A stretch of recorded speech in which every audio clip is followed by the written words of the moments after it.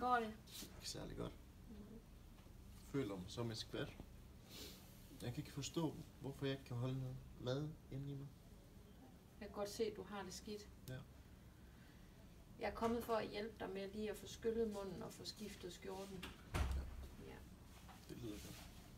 Vil du åbne vinduet? Ja. Jeg vil gerne hjælpe dig op og sidde, men vi gør det stille og roligt i dit tempo. Og så bare sige til, hvis du bliver dårlig undervejs. Skal jeg? Jeg har flere poser med. Ikke om?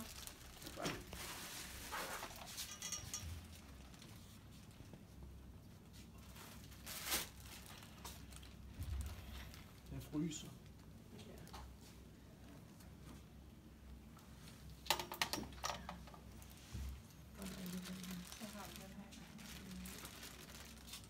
Så prøv du at komme op og sidde på sengekanten. Jeg støtter dig imens.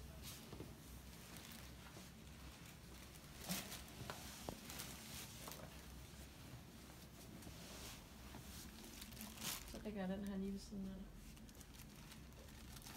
Så får du lidt at drikke her. Du kan bare spytte ud i posen.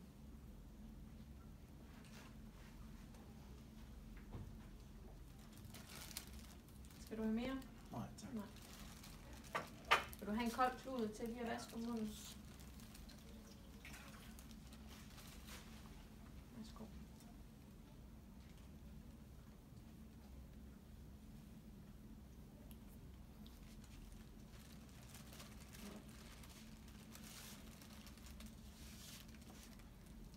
Går det? Ja. Jeg synes, vi skal skifte skjorten, så du kan få en ren på. Ja, skal jeg lige holde den her. Kan du selv knappe den op? Prøv. Ja.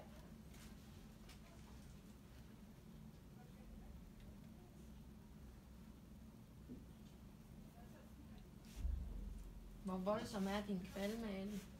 Hvis du nu skulle sige på en skala fra 1 til 10, hvor 1 er ikke ret meget, men 10 det er helt ulideligt. 10. 10? Okay, det var rigtig meget.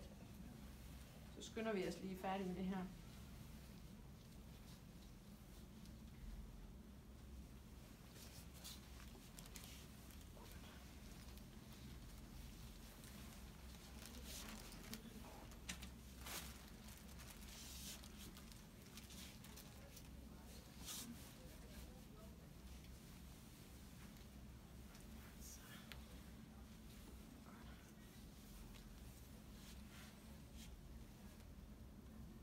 Er der noget som helst, du har lyst til, Ali?